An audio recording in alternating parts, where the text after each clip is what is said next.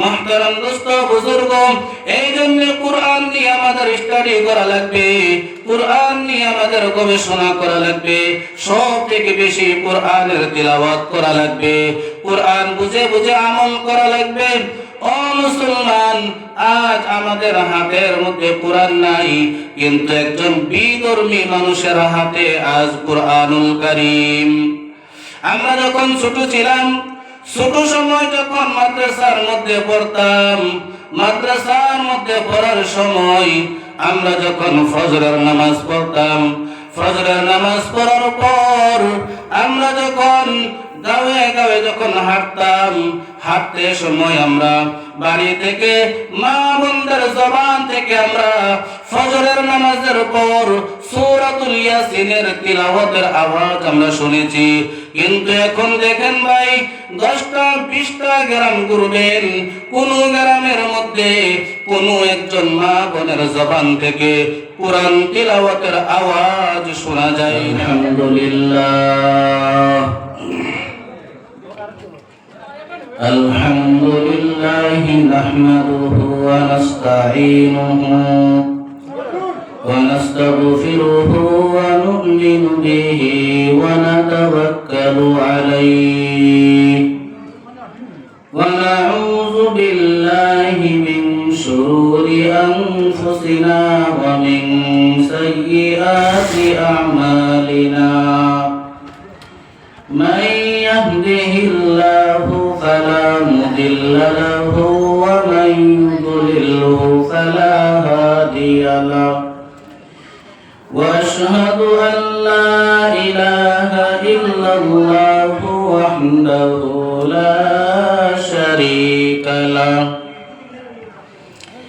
لا جد له ولا ند له ولا مثل له ونشهد أن سيدنا وحبيبنا وحبيب ربنا وطبيبنا وطبيب قلوبنا ومولانا محمدا عبده ورسوله. اللهم صل على محمد النبي الأمي وعلى آله وسلم تسليما. أرسله بالحق بشيرا ونذيرا وداعيا إلى الله بإذنه وسراجا منيرا. أما بعد فأعوذ بالله من الشيطان الرجيم. بسم الله الرحمن الرحيم. والعصر إن الإنسان لفي خسر إلا الذين آمنوا وعملوا الصالحات وتواصوا بالحق وتواصوا بالصبر. وقال رسول الله صلى الله عليه وسلم: اغتنم خمسا قبل خمس، شبابك قبل هرمك، وصحتك قبل سقمك، وغناك قبل فقرك، وفراغك قبل شغلك، وحياتك قبل موتك، أو كما قال عليه الصلاة والسلام. وقال الله تعالى في شان حبيبه: إن الله وملائكته يصلون على النبي يا أيها الذين آمنوا صلوا عليه وسلموا تسليما اللهم صل على محمد وعلى آل محمد كما صليت على إبراهيم وعلى آل إبراهيم إنك حميد مجيد اللهم بارك على محمد وعلى آل محمد كما باركت على إبراهيم وعلى آل إبراهيم إنك حميد مجيد سبحانك لا علم لنا إلا ما علمتنا إنك أنت العليم الحكيم قال رب اشرح لي صدري ويسر لي أمري واحلل عقدة من لساني يفقه قولي صدق الله المولانا العظيم وصدق رسوله النبي الكريم ونحن على ذلك من الشاهدين والشاكرين والحمد لله رب العالمين الحمد لمن قدر خيرا وخبالا الحمد لمن قدر خيرا وخبالا والشكر لمن صور حسنا وجمالا والشكر لمن صور حسنا وجمالا فرد صمد عن صفة الخلق بريئون فرد صمد عن صفة الخلق بريئون رب عزلي خلق الخلق كمالا رب عزلي خلق الخلق كمالا لا زد ولا ند ولا حد لمولاه لا زد ولا ند ولا حد لمولاه الآن كما كان ولم يلق زوالا الآن كما كان ولم يلق زوالا الحمد لله আজকের এই আয়োজিত মাহফিলের সবার সভাপতি সাহেব উলামায়ে কেরাম সম্মানিত মুরব্বিয়ানে ইসলাম মুসল্লিয়ানে কেরাম ইসলামের মেরুদণ্ড যুবক ভাই বন্ধু সকল পর্দার আড়াল থেকে শ্রবণ করনেওয়ালা মা ও বোনেরা মহান আল্লাহ পাক রব্বুল আলামিনের দরবারে লক্ষ কোটি শুকরিয়া যেই মহান আল্লাহ পাক রব্বুল আলামিন আমাদেরকে এই ফিতনা ফাসাদের জামানার মধ্যে বিভিন্ন কাজ ও কর্ম থেকে ফারিগ করিয়া এই জান্নাতওয়ালা মজলিসের মধ্যে কুরআনওয়ালা মজলিসের মধ্যে জান্নাতের বাগানের মধ্যে আসার বসার তৌফিক দিয়েছেন আমরা সবাই উচ্চ আওয়াজে দিল থেকে প্রাণ থেকে আমরা সবাই বলি আলহামদুলিল্লাহ মুহতারাম হাজিরিন যারা এখন পর্যন্ত বাজারের মধ্যে আছি যারা বাড়ি ঘরে আছি আমরা সারা ফেডারের ভিতরে আই যাই এই মাহফিলের মধ্যে আসলে আমাদের জীবনের গুনাহ মাফ হয় আমার আগে হযরত মাওলানা সালেহ আহমদ সাহেব ওয়াজ করছেন এই বিষয়ে খুব গুরুত্ব হিসাবে বুঝাইয়া বুঝাই আমরা সামনে বয়ান করছেন, আমরা অবশ্যই বুঝছি ইনশাআল্লাহ। মুহতারাম দোস্ত বুজুর্গ, আমি আপনারা সামনে কুরআনুল কারীম থেকে ছোট্ট একখানা সূরা তিলাওয়াত করেছি। এই সূরাকে সামনে রেখে আর হাদিসে নববী থেকে একটি হাদিস আপনাদের সামনে পেশ করেছি। এই হাদিস এবং সূরাকে সামনে রেখে আপনাদের সামনে কিছু সময় আলোচনা করার চেষ্টা করব। আমরা সবাই গুরুত্ব হিসাবে আমলের নিয়তে, আমাকে যেন আমলের নিয়তে বলার তৌফিক দান করেন। আমরা সবাই বলি আমিন।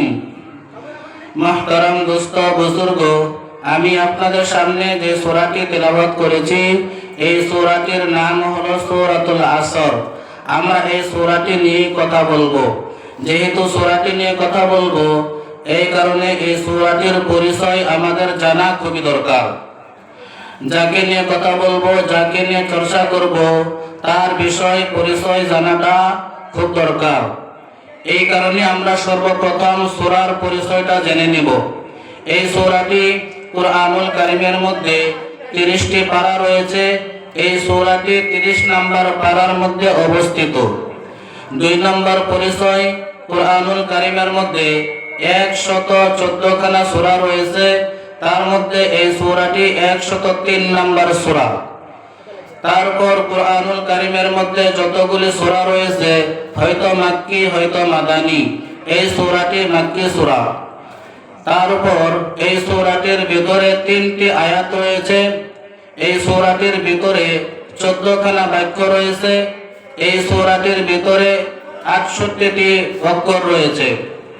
তারপর এই সূরাটির প্রথম অংশে মহান আল্লাহ পাক রব্বুল আলামিন সময়ের কসম করেছেন। এই হলো সূরাটির পরিচয়। মুহতারাম দোস্ত বুজুর্গ, আমি আপনাদের সামনে সরাসরি আলোচনায় প্রবেশ করব ইনশাআল্লাহ। আমরা যে যেখানে আছি অতি সত্তর মাহফিলের ভিতরে এসে হাজির হই ইনশাআল্লাহ। মুহতারাম হাজিরিন, আমরা সবাই সূরাটি পড়ে নিই। আউযু বিল্লাহি মিনাশ শাইতানির রাজীম। বিসমিল্লাহির রহমানির রহিম। ওয়াল আসরি ইন্নাল ইনসানা লাফি খুসর ইল্লাল্লাযীনা আমানু ওয়া আমিলুস সালিহাত ওয়া তাওয়াসাউ বিল হাক্কি ওয়া তাওয়াসাউ বিস সাবর। মহান আল্লাহ পাক রব্বুল আলামিন বলেন, ওয়াল আসর, সময়ের কসম, ইন্নাল ইনসানা লাফি খুসর, সমস্ত মানব জাতি ক্ষতিগ্রস্তের মধ্যে শামিল। তারপর আল্লাহ পাক রব্বুল আলামিন 4 কিসমের মানুষদেরকে আলাদা করে ফেললেন। 4 গুণওয়ালা মানুষদেরকে আল্লাহ পাক আলাদা করে ফেললেন। 4 গুণান্বিত যে ব্যক্তি, ওই ব্যক্তি ক্ষতিগ্রস্তের মধ্যে নয়। এই 4 গুণের মধ্যে আল্লাহ পাক রব্বুল আলামিন বলেন, ইল্লাল্লাযীনা আমানু, যারা মহান আল্লাহ পাক রব্বুল আলামিনের উপরে ঈমান এনেছে, ওয়া আমিলুস সালিহাত, 2 নাম্বার যারা নেক আমল করে যাচ্ছে, 3 নাম্বার ওয়া তাওয়াসাউ বিল হক, আর যারা মানুষদেরকে হকের দাওয়াত দিচ্ছে, মানুষদেরকে হকের পথে আহ্বান করতেছে, ওয়া তাওয়াসাউ বিস সাবর, আর যারা সবরের পথ অবলম্বন করেছে আর মানুষদেরকে সবরের দিকে উপদেশ দিচ্ছে। এই হলো সূরাটির সহজ সরল অনুবাদ আমরা শুনলাম। এবার আসুন এই সূরাটির প্রসঙ্গে আমরা আরো কিছু কথা শুনি। মহান আল্লাহ পাক রব্বুল আলামিন এই সূরাটি নাযিল করেছেন মক্কায়। এই সূরাটি খুবই গুরুত্বপূর্ণ একটি সূরা। এই সূরাটি বড় দামি একটি সূরা। ইমাম শাফিঈ রহমাতুল্লাহ আলাইহি বলেন, ইমাম শাফিঈ রহমাতুল্লাহ আলাইহি বলেন, আল্লাহ পাক রব্বুল আলামিন যদি দুনিয়ার জমিনের মধ্যে গোটা কুরআনুল কারীম নাযিল না করতেন মানুষের জন্য, শুধুমাত্র সূরাতুল আসর নাযিল করে দিতেন মানুষের হেদায়েতের জন্য, মানুষের কল্যাণের জন্য, মানুষের মুক্তির জন্য, মানুষ জান্নাত পর্যন্ত পৌঁছে যাওয়ার জন্য, মানুষের জীবন ব্যবস্থার জন্য, মানুষের জীবন পরিচালনার জন্য ইমাম শাফিঈ রাহমাতুল্লাহ আলাইহি বলেন এই সূরাটি যথেষ্ট হয়ে যাইত। মুহতারাম দোস্ত বুজুর্গ, এই সূরাটি খুবই দামি একটি সূরা। ইমাম শাফিঈ রাহমাতুল্লাহ আলাইহি এই সূরাটির ব্যাপারে এত গুরুত্ব কেন দিয়েছেন? তার কারণ হলো একটা মানুষের কল্যাণ কোন পথে, একটা মানুষের সফলতা কোন পথে, আর একটা মানুষের ধ্বংস কোন পথে, একটা মানুষের খাসারা কোন পথে, আল্লাহ পাক রব্বুল আলামিন এই সূরার ভিতরে সুস্পষ্টভাবে বর্ণনা করে দিয়েছেন। মুহতারাম দোস্ত বুজুর্গ, ইমাম শাফিঈ রাহমাতুল্লাহ আলাইহি এই সূরাটির ব্যাপারে বলেছেন মানুষ যদি এই সূরাটি লালন করতে পারে, মানুষ যদি এই সূরাটি বুঝে বুঝে আমল করতে পারে, মানুষের হেদায়েতের জন্য এই সূরাটি যথেষ্ট হয়ে যাবে। মুহতারাম দোস্ত বুজুর্গ, আমরা কোরআনের উপরে গবেষণা করি না, আমরা কোরআনের উপরে চর্চা করি না, আমরা কোরআনের জ্ঞান আমরা অর্জন করি না। এখানে আমরা অনেকে আছি সূরাতুল ফাতিহা যদি জিজ্ঞাসা করা হয় সূরাতুল ফাতিহার ভিতরে আমরা অনেকে ভুল করে পড়ব। মুহতারাম দোস্ত বুজুর্গ, এই জমিনের মধ্যে সর্বশ্রেষ্ঠ কোন ধর্মগ্রন্থ যদি থাকে, সর্বশ্রেষ্ঠ ধর্মগ্রন্থের নাম হলো কুরআনুল কারীম। তার কারণ এই কুরআনুল কারীমের ভিতরে কোনো ভুল নাই। দুনিয়ার জমিনের মধ্যে যত ধর্মগ্রন্থগুলি আছে, যত কিতাব আছে, কোন কিতাবের মধ্যে এমন কোন জিনিস পাইবেন না যে কিতাবের ভিতরে লেখা এই কিতাবটা 100% শুদ্ধ কিতাব, 100% কিতাবের ভিতরে কোনো ভুল নাই, এমন লেখা দুনিয়ার জমিনের মধ্যে কোন কিতাবের ভিতরে পাইবেন না। কিন্তু আল্লাহ পাক রব্বুল আলামিন কুরআনুল কারীম নাযিল করার পর আল্লাহ পাক সর্বপ্রথম বলে দিয়েছেন আলিফ লাম মিম যালিকাল কিতাবু লা রাইবা ফীহি। এই কোরআনের মধ্যে কোনো ভুল নাই, এই কোরআনের মধ্যে কোনো সন্দেহ নাই। এই জমিনের মধ্যে এমন কোন ধর্মের মানুষ নাই যেই ধর্মের মানুষ কোরআন নিয়ে চর্চা করে না, কোরআনের উপরে গবেষণা করে না। সমস্ত মানুষ কোরআনের উপরে গবেষণা করে, তারা একটাই চাই দেখে কোনোভাবে নি কোরআনের মধ্যে ভুল ধরা যায়, কোনোভাবে নি মুসলমানদের ভিতরে ভুল পাওয়া যায়। তারা শত শত বছর কোরআনের উপরে গবেষণা করতে করতে দেখা যাচ্ছে এক পর্যায়ে সে আর খ্রিস্টান থাকতে পারে না, হিন্দু থাকতে পারে না, বৌদ্ধ থাকতে পারে না, সে কালিমা পড়ে মুসলমান হতে বাধ্য হয়ে যায়। মুহতারাম দোস্ত বুজুর্গ, এই জন্য কোরআন নিয়ে আমাদের স্টাডি করা লাগবে, কোরআন নিয়ে আমাদের গবেষণা করা লাগবে, সব থেকে বেশি কোরআনের তিলাওয়াত করা লাগবে, কোরআন বুঝে বুঝে আমল করা লাগবে। ও মুসলমান, আজ আমাদের হাতের মধ্যে কোরআন নাই, কিন্তু একজন বিধর্মী মানুষের হাতে আজ কুরআনুল কারীম।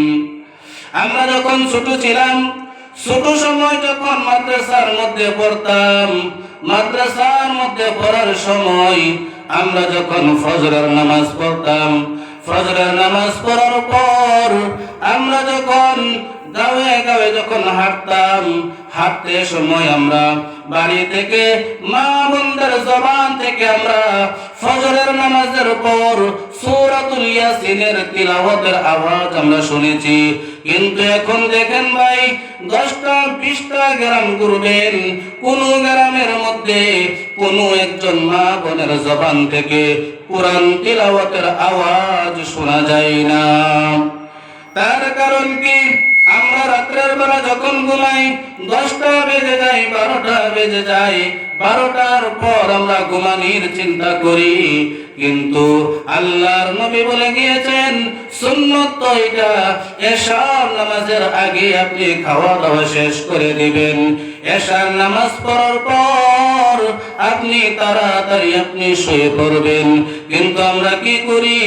আমরা 10টার সময় খাবার দাবার খাই, খাবার পর এই যে আমাদের সামনে একটা মোবাইল শরীফ আছে, সবার সাথে একটা মোবাইল থাকে, ওই মোবাইলটা নিয়ে আমরা ভিডিও দেখি, গান বাজনা, নাচ ডান্স দেখে দেখে আমরা সময়টা নষ্ট করি। সময়টা নষ্ট করতে করতে 12টা হয়ে যায়, 1টা হয়ে যায়, কোন কোন যুবকের দেখা যায় 2টা 3টা পর্যন্ত হয়ে যায়। যখন ফজরের সময় হয় তখন শয়তান এসে বলে ভাই এখন ঘুমা, এখন আরামের ঘুম ঘুমা। আমরা সারা রাত জাগ্রত থাকি আর ফজরের সময় হলে আমরা ঘুমাই।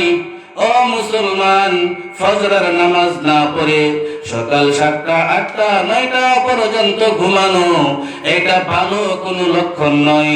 এই লক্ষণটা মনে রাখবেন, এই লক্ষণটা হলো আবু জেহেলের লক্ষণ। ও মুসলমান, আবু জেহেল ফজরের নামাজ পড়তেন না। আবু জেহেল ফজরের নামাজ না পড়ে 7টা 8টা 9টা পর্যন্ত ঘুমাইতেন। ঘুম থেকে উঠে ইসলাম কেমনে ধ্বংস করা যায়, মুহাম্মদকে কেমনে থামানো যায় এই চিন্তা করতেন, এই বিষয় নিয়ে কথাবার্তা বলতেন, আর কোনো কাজ ছিল না। এবার আপনারা শুনেন, আপনিও নামাজ পড়েন না, আপনিও 10টা পর্যন্ত ঘুমান, আল্লাহর হুকুম মানেন না। আবু জেহেল আর আপনার মধ্যে পার্থক্য কোন জায়গায়? বোঝা গেল আপনার আমার মধ্যে কোনো পার্থক্য নাই। ও মুসলমান, এই জন্যে কোরআন নিয়ে স্টাডি করো, কোরআন নিয়ে গবেষণা করো, কোরআন বুঝে বুঝে আমল করার চেষ্টা করো। যদি কোরআন বুঝো না, কোরআন পড়তে পারো না, যে কোরআন পড়তে পারে, যে কোরআন বুঝে, তার কাছে গিয়ে কোরআন বুঝে নাও, তার কাছে গিয়ে কোরআন শুনো। ও মুসলমান, এই কোরআনুল কারীম আপনার আমার জন্য হেদায়েতের জন্য এসেছে, মুত্তাকিনদের জন্য হেদায়েতের পথ দেখাবে এই কোরআনুল কারীম। আমরা যদি কোরআন ছেড়ে দেই, অন্য যত রাস্তা আমরা অবলম্বন করি না কেন, কোন রাস্তাতে আমরা সফলতা লাভ করতে পারবো না। মুহতারাম দোস্ত বুজুর্গ, ইমাম শাফিঈ রাহমাতুল্লাহ আলাইহি এই জন্যই বলেছেন এই সূরাটি নিয়ে তোমরা বুঝো, বুঝে বুঝে আমল করো, তোমাদের হেদায়েতের জন্য এই সূরাটি যথেষ্ট হয়ে যাবে। হাদিস শরীফের মধ্যে এসেছে কানার রাজুলানি মিনান নবী সাল্লাল্লাহু আলাইহি ওয়াসাল্লাম ইযা ইলতাকায়া লাম ইফতারিকা ফালাম ইয়াকরা আহাদুহুমা আলাল আখার। আল্লাহ নবী বলেন এই সূরা যখন মক্কার জমিনের মধ্যে নাজিল হয়ে গেল, নাজিল হওয়ার পর সাহাবায়ে কেরামরা যখন একজন আরেকজনের সাথে দেখা করতেন, একজন আরেকজনের সাথে সাক্ষাৎ করতেন, আল্লাহর নবী বলেন সাহাবায়ে কেরাম ততক্ষণ পর্যন্ত আলাদা হইতেন না যতক্ষণ পর্যন্ত একজন আরেকজনকে সূরাতুল আসর তিলাওয়াত করে শোনান নাই। একজন আরেকজনকে সূরাতুল আসর তিলাওয়াত করে শোনানোর পর তারা আলাদা হইতেন। কিন্তু আমরা মুসলমান, আমরাও একজন আরেকজনের সাথে দেখা করি, আমরাও একজন আরেকজনের সাথে মিলিত হই, কিন্তু আমরা কি করি? সাহাবায়ে কেরাম সূরাটা তিলাওয়াত না করে আলাদা হইতেন না, আমরা গীবত শিকায়াত না করে আমরা আলাদা হই না। ও মুসলমান, এখন দেখা যায় একজন আরেকজনের সাথে দেখা হওয়ার সাথে সাথে আরেকজন মুসলমানের গীবত শুরু করে দেয়, আছে না নাই? আরেকজনের বদনাম বলা শুরু করে দেয়। ও মুসলমান, যে ব্যক্তি বদনাম করে দেখা যায় তার নিজের চরিত্রের ঠিক নাই, কিন্তু আরেকজনের চরিত্র নিয়ে কথা বলে, এমন মুসলমান আমাদের সমাজে আছে না নাই? ও মুসলমান, এটা কোনো মুসলমানের কাজ হতে পারে না। একজন মুসলমান কখনো আরেকজন মুসলমানের গীবত করতে পারে না। একজন মুসলমান কখনো আরেকজন মুসলমানের দোষ বলা বলি করতে পারে না। একজন মুসলমান কখনো আরেকজন মুসলমানের ইজ্জত সম্মান নষ্ট করতে পারে না। আল্লাহর নবী বলেন, গীবত কত বড় একটা গুনাহ জানোনি? আল গীবাতু আশাদ্দু মিনাজ জিনা। গীবত এমন একটা গুনাহ, গীবত এমন একটা গুনাহ, জিনার চাইতেও মারাত্মক একটা গুনার নাম হলো গীবত। আজকে যদি আপনার সমাজের মধ্যে একজন নারী আর একজন পুরুষ দুইজন মিলে যদি জিনা করে ফেলে, সকালবেলা যদি খবর হয়ে যায় তারা দুইজন মিলে জিনা করে ফেলছে, আপনারা কি করবেন? আপনারা তার বিচার করবেন, তার শাসন করবেন, তাকে জরিমানা করা হবে, তাকে ঘৃণা করা হবে। ও মুসলমান, তাকে তার উপরে কেস দেওয়া হবে, মামলা দেওয়া হবে। আমরা মনে করি জিনা করাটা মনে হয় সমাজের মধ্যে সবচাইতে মারাত্মক গুনাহ, কিন্তু আল্লাহর নবী বলেন না, জিনার চাইতে মারাত্মক গুনার নাম হলো গীবত। তার কারণ কি? যদি কোনো ব্যক্তি গীবত করে যদি কোনো ব্যক্তি দুইজন মিলে জিনা করে ফেলছে, আল্লাহর নবী বলেন তারা যদি আল্লাহর দরবারে তওবা করে নেয়, আমার আল্লাহ তাদেরকে মাফ করে দিবেন।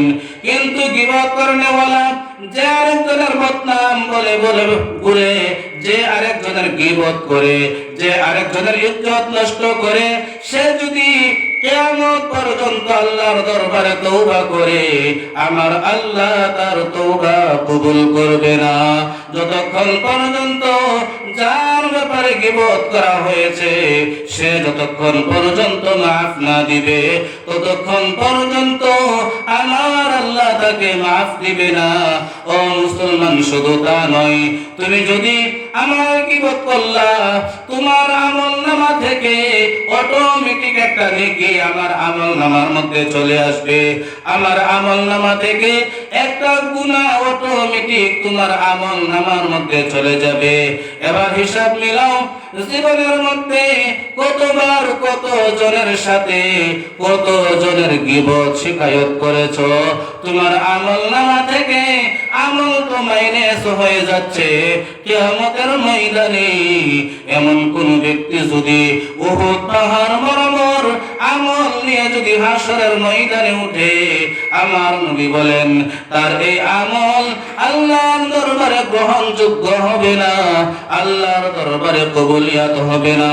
এত আমল থাকার পরেও আমার নবী বলেন সে জাহান্নামের বাসিন্দা হওয়া লাগবে। ও মুসলমান, আমরা আরেকজনের দোষ নিয়ে বলাবলি করব না। আমরা যতক্ষণ পারি একজন আরেকজনের দোষ আমরা ডেকে রাখবো। আরেকজনের দোষ আমরা কখনো আরেকজনের সামনে আমরা তুলে ধরবো না। তার কারণ কি? আল্লাহর নবী বিশ্ব নবী রাহমাতুল লিল আলামিন বলেন, দুনিয়ার জমিনের মধ্যে যদি কোনো ব্যক্তি মানুষের দোষ নিয়ে বলাবলি করে, কোনো ব্যক্তি যদি মানুষের দোষ নিয়ে বলাবলি করে, কিয়ামতের ময়দানে মহান আল্লাহ পাক রব্বুল আলামিন কোটি কোটি মানুষের সামনে আল্লাহ পাক তার দোষগুলি বের করে দিবেন। ও মুসলমান, কিয়ামতের দিন যদি আল্লাহ পাক আমাদের দোষগুলি বের করে দেয়, আমরা জান্নাতে যাওয়ার মতো আর কোনো উপায় থাকবে না।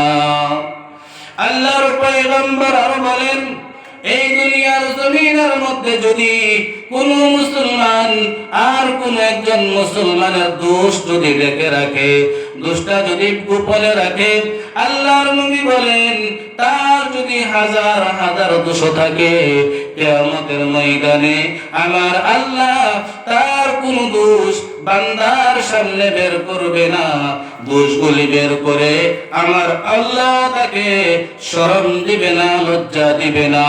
আমার আল্লাহ তার দোষগুলি দেখে, আমার আল্লাহ তার দোষগুলি গোপন রেখে, আমার আল্লাহ গোপনে গোপনে ওই গুনাহগার বান্দারে মাফ করে আমার আল্লাহ তাকে জান্নাতের ফয়সালা করে দিবেন। একবার জোরে বলেন সুবহানাল্লাহ।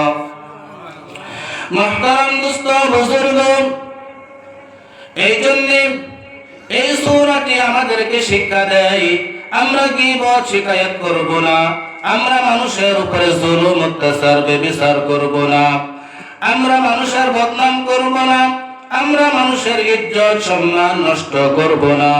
ও মুসলমান, আল্লাহ পাক রব্বুল আলামিন এই সূরাটির প্রথমে মহান আল্লাহ পাক বলেছেন ওয়াল আসরি ইন্নাল ইনসানা লাফি খুসর, সমস্ত মানব জাতি ক্ষতিগ্রস্তের মধ্যে শামিল।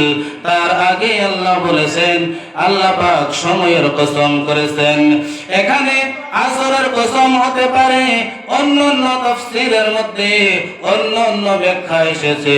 এখানে যুগের কসম হতে পারে, এখানে কালের কসম হতে পারে, এখানে ইতিহাসের কসম হতে পারে, এখানে আমরা সময়ের কসমটা বেছে নিলাম।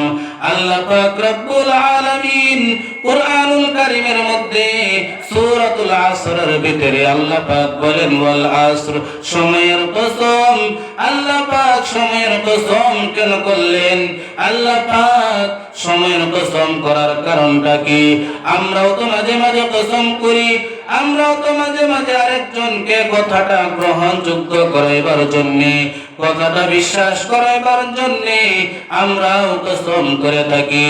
ও মুসলমান, ও পর্দার আড়ালে থাকা মা বোনেরা, ভালো করে শুনো, আল্লাহ পাক সময়ের কসমটা কেন করলেন? আল্লাহ পাক বুঝাইতে চাইলেন সময়টা বড় মূল্যবান জিনিস। আর সময়ের কসম করার পর আল্লাহ পাক যে কথাগুলি বলেছেন, ওই কথাগুলি আমাদের জন্য অনেক গুরুত্বপূর্ণ। এই জন্য মহান আল্লাহ পাক রব্বুল আলামিন কসম করেছেন। আমরাও তো অনেক সময় কসম করি, আসমানের কসম, জমিনের কসম, মায়ের কসম, বাবার কসম, স্ত্রীর কসম, স্বামীর কসম, আওলাদের কসম, কোরআনের কসম, এমন করে আমরাও কথা বলি। না না, আল্লাহর নবী বলেন মান হালাফা বিগাইরিল্লাহি ফাকাদ আশরাক। আল্লাহর নবী বলেন গায়রুল্লাহর নামে যদি কোনো ব্যক্তি কসম করে সে শিরক করলো। ও মুসলমান, গায়রুল্লাহর নামে কসম করতে পারে একমাত্র আল্লাহ। এই জন্য আল্লাহ এই সূরার মধ্যে আসরের কসম করলেন, সময়ের কসম করলেন, কারণ সময়টা হলো একটা মাখলুক। আল্লাহ পাক অন্য অন্য জায়গার মধ্যে আরো বিভিন্ন জিনিস নিয়ে আল্লাহ পাক কসম করেছেন।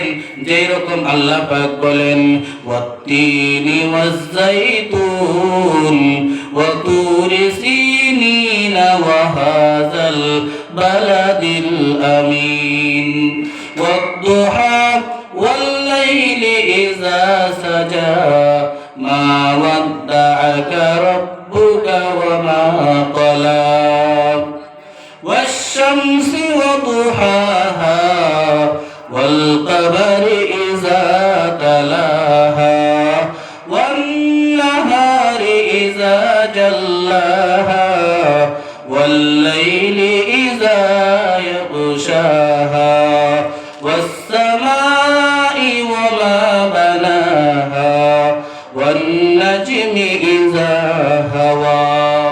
আল্লাহ পাক বিভিন্ন সূরার মধ্যে বিভিন্ন জিনিস নিয়ে আল্লাহ পাক কসম করেছেন। সবগুলাই হলো মাখলুক, আর আল্লাহ হলেন খালিক। আর আমরা হলাম মাখলুক, আল্লাহ হলেন খালিক। আমরা যদি কসম করি, আল্লাহর নামে কসম করব, এর বাহিরে কোরআনের নামে কসম করা জায়েজ নাই, মা বাপের নামে কসম করা জায়েজ নাই, আসমান জমিনের নামে কসম করা জায়েজ নাই।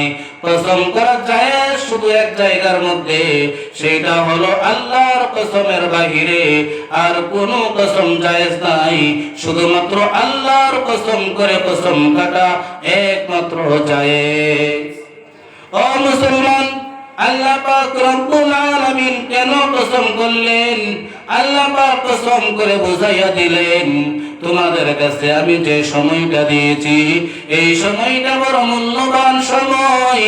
এই সময়টা একদিন তোমাদের জীবন থেকে চলে যাবে। এই সময়টা যখন শেষ হয়ে যাবে তখন কিন্তু এই সময়টা আর তোমরা ফিরিয়ে আনতে পারবে না। ও মুসলমান, এই সময়টা কেমন দামি সময়! আমরা যদি এই সময়টা দুনিয়ার জমিনের মধ্যে আল্লাহর পথে আখিরাতের লাইনে কাজে লাগাই, আমার আল্লাহ মরার উপরে ইন্তেকালের উপরে জান্নাতের ফয়সালা করে দিবেন।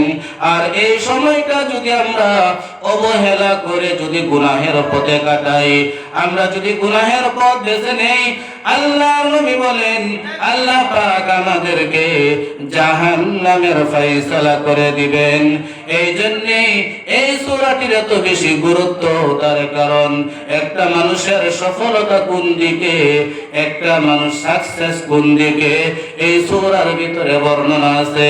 একটা মানুষের ধ্বংস কোন দিকে, একটা মানুষের খাসারা কোন দিকে, তাও এই সূরার ভিতরে স্পষ্ট বলে দেওয়া আছে। ও মুসলমান, আমরা এই সূরার ব্যাখ্যা শোনার পর আমরা অবশ্যই আমল করার চেষ্টা করব ইনশাআল্লাহ। ইমাম রাজি রাহমাতুল্লাহ আলাইহি বলেন,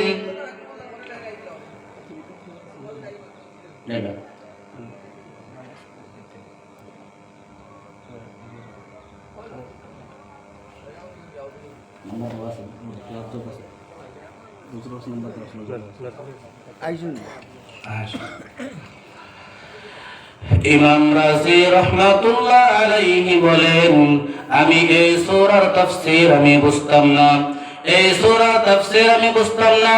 আমি একদিন বাজারের মধ্যে গেলাম, বাজারের মধ্যে যাওয়ার পর আমি শুনতে পাইলাম কে যেন বলতেছে, তোমরা তার প্রতি দয়া করো যার পুঁজি গলে যায়। আমি চিন্তা করলাম, পুঁজি আবার কি করে গলে যায়, পুঁজি আবার কি করে নষ্ট হয়ে যায়। আমি তার কাছে গেলাম, তার নিকটে গিয়ে দেখলাম সে আইস বিক্রেতা, বরফ বিক্রি করনেওয়ালা। তার বরফগুলি গলে যাচ্ছে, বরফগুলি গলে যাওয়ার কারণে সে মানুষদেরকে বলতেছে, তোমরা আমার প্রতি দয়া করো, আমার পুঁজি গলে যাচ্ছে। তার কারণ এই বরফের মধ্যে আমি পুঁজি খাটিয়েছি, ওই বরফগুলি যদি এমনি এমনি গলে গলে নষ্ট হয়ে যায়, আমার পুঁজি নষ্ট হয়ে যাবে। ইমাম রাজি রাহমাতুল্লাহ আলাইহি বলেন, আমি সেই দিন সূরাতুল আসরের তাফসীর আমি বুঝতে পেরেছি। আল্লাহ ইমাম রাজি বলেন, বড় জমাট বাঁধা বরফ যেমন ভাবে খসে খসে জমিনের মধ্যে পড়ে যায়, ঠিক তেমনি ভাবে আমাদের জীবন থেকে হায়াত নামক নিয়ামতটাও ঠিক তেমনি ভাবে চলে যাচ্ছে, আমরা কিন্তু টের পাচ্ছি না। যার বাড়িতে কাঁটাওয়ালা গুড়ি আছে দেখবেন, এই যে আমার হাতের মধ্যে কাঁটাওয়ালা গুড়ি দেখবেন, এই গুড়ি কাঁটাটা যখন মিনিটের কাঁটা যখন ঘুরে যায়, সাথে সাথে ঘন্টার কাঁটাটাও ঘুরে যায়। ঘন্টার কাঁটাটা যখন ঘুরে যায়, সাথে সাথে দিনটাও ঘুরে যায়। ঠিক তেমনি ভাবে আমাদের জীবন থেকে সেকেন্ডে সেকেন্ডে, মিনিটে মিনিটে, ঘন্টায় ঘন্টায়, দিনে দিনে, বছরে বছরে আমাদের জীবন থেকে সময়টাও কিন্তু চলে যাচ্ছে। এই জন্য আল্লাহর নবী বলেন, সময় থাকতে তোমরা সময়ের গুরুত্ব দাও, সময় থাকতে সময়টারে কাজে লাগাও। ও মুসলমান, আল্লাহ পাক বলেন, ওয়াল আসর, সময়ের কসম, এই সময়টা তোমরা গুরুত্ব দাও। এই সময়টা যদি একবার চলে যায়, এই সময়টা তোমাদের কাছে ফিরে আসবে না। কোন মানুষ যদি ইন্তেকালের সময় বলে আমাকে 1 মিনিট সময় দাও, আমার ঋণ আছে আমি ঋণগুলি আদায় করে নেই, আমার হাজত আছে আমি হাজতগুলি পুরা করে নেই, আল্লাহ পাক বলেন 1 সেকেন্ড সময় কোন বান্দাকে দেওয়া হবে না, যেই সময় তার রূহ কবজ করে নিয়ে যাওয়ার সময় সাথে সাথে তার রূহটা তার জীবন থেকে বের করে নিয়ে যাবে। এই জন্য আল্লাহ পাক বলেন সময়ের কসম, তোমরা সময়টাকে কাজে লাগাও, সময়টা শেষ হওয়ার আগে সময়টা নষ্ট করিও না, অবহেলা করিয়া সময়টা পার করিও না। আল্লাহ পাক তারপরে বললেন ইন্নাল ইনসানা লাফি খুসর, সমস্ত মানব জাতি ক্ষতিগ্রস্তের মধ্যে নিমজ্জিত।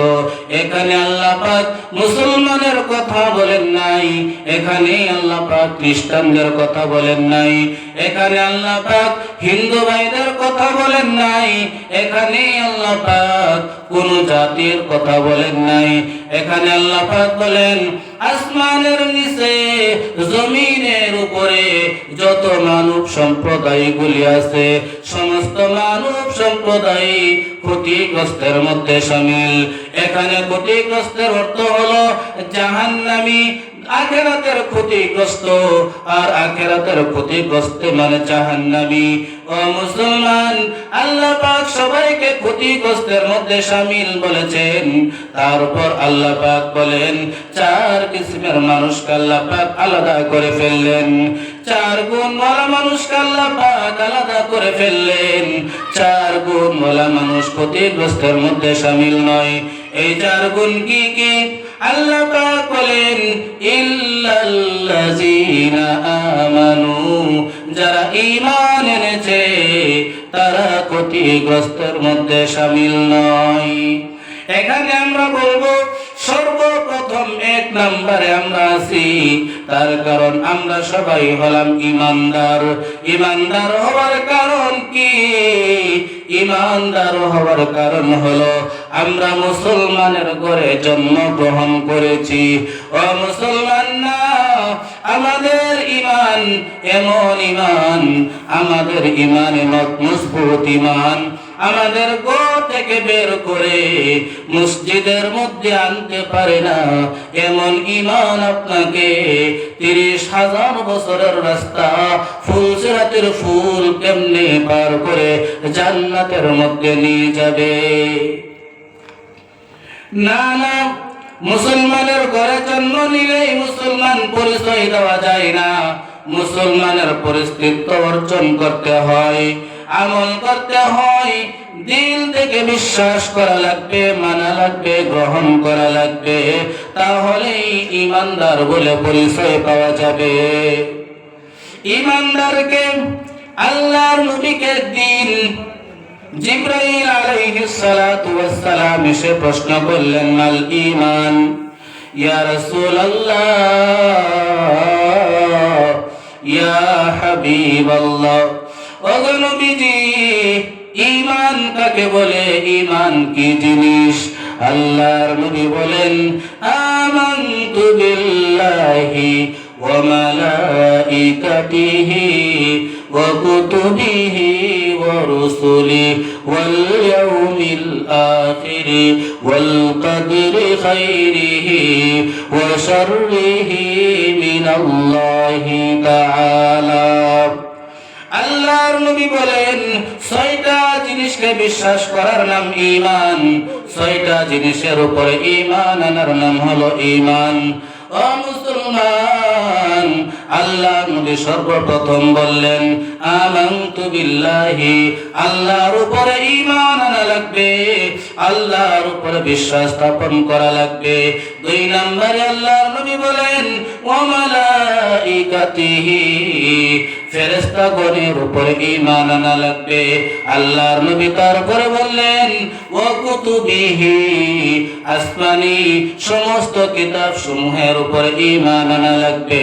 4 নম্বরে আল্লাহর নবী নবী বললেন ওয়া রাসূলিহি, রাসূলগণের উপরে, পয়গম্বরদের উপরে ঈমান আনা লাগবে, বিশ্বাস স্থাপন করা লাগবে যে সমস্ত নবী রাসূল সত্য, তার মধ্যে কোনো সন্দেহ নাই।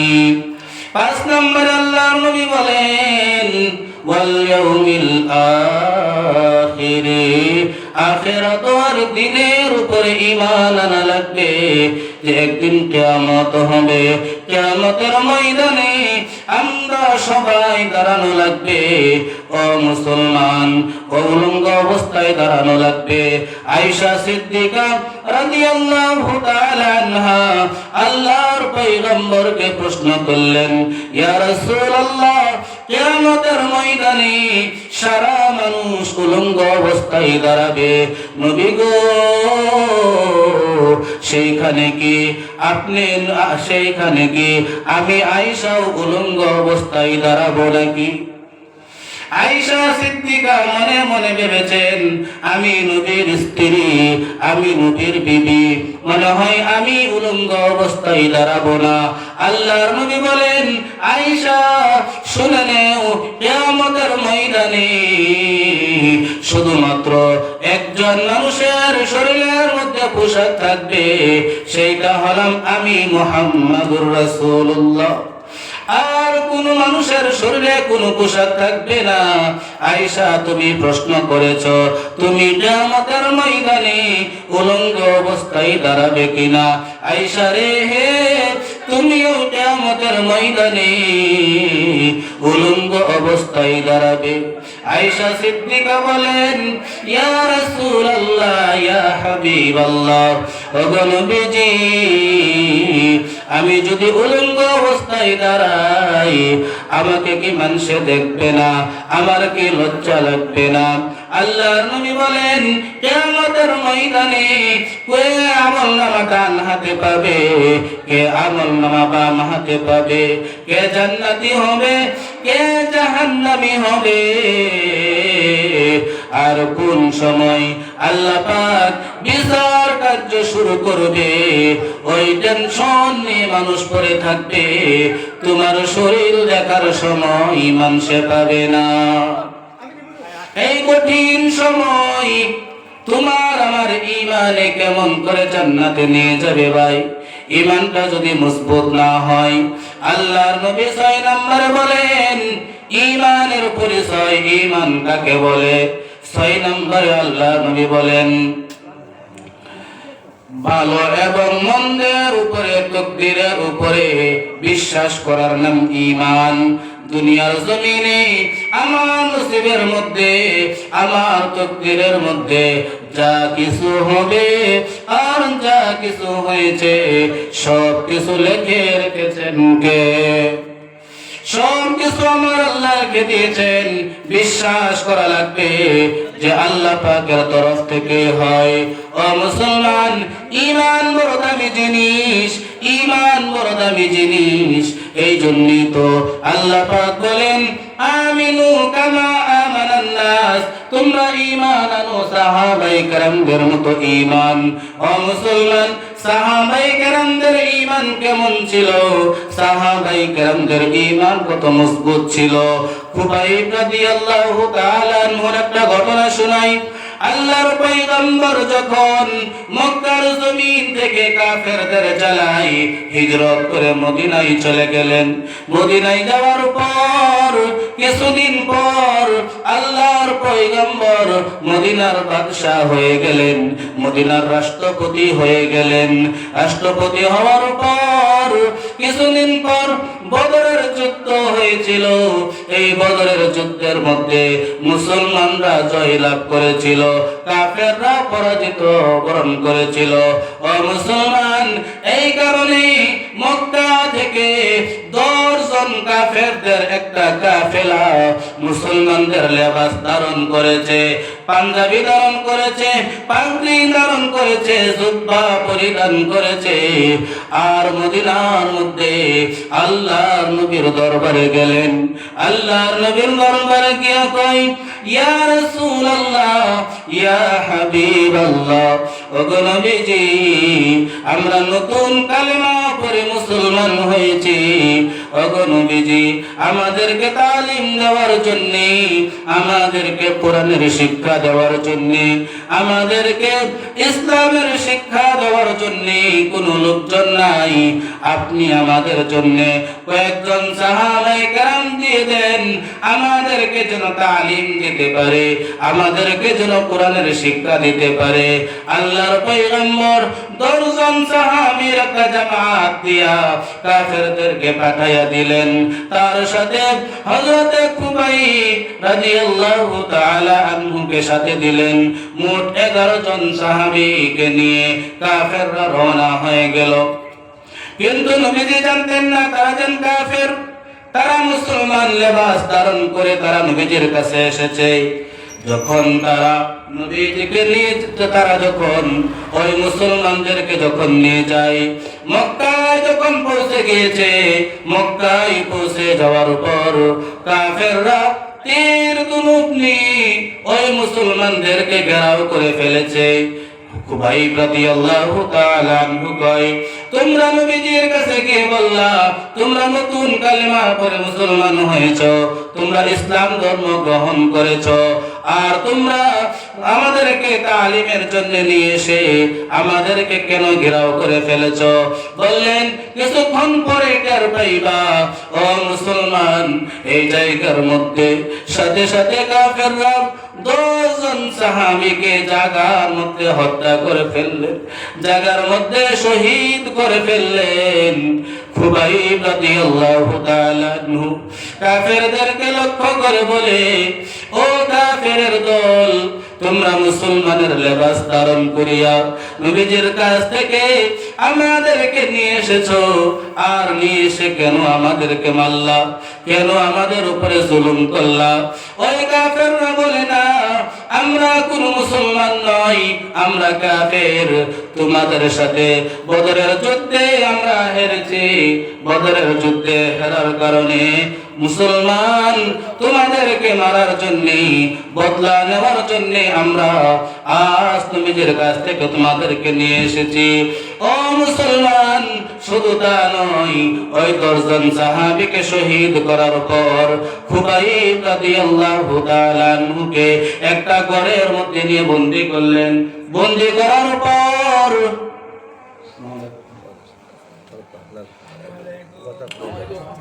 বন্দী করার পর 3 দিন 4 দিন 5 দিন পার হয়ে যায়।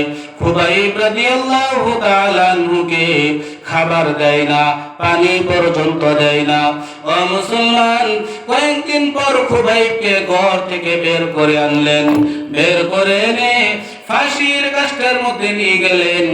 আর কাফেররা খুবাইবকে ডেকে বললেন, ও খুবাইব, আমরা তো এখন তোমাকে ফাঁসি দিয়ে ফেলবো, আমরা তো এখন তোমাকে আমরা হত্যা করে ফেলবো। খুবাইব রে, আমরা তোমাকে ছেড়ে দিব, তুমি শুধুমাত্র একবার তুমি তোমার নবী মুহাম্মদুর রাসূলুল্লাহকে একটা গালি দিবা, আমরা তোমাকে মুক্ত করে দিব, তোমার কোনো বিচার করব না, তোমার উপরে কোনো কষ্ট দিব না। খুবাইব রাদিয়াল্লাহু তাআলা আনহু কয়, ও বেঈমানের দল, আমার একটা জীবন কেন?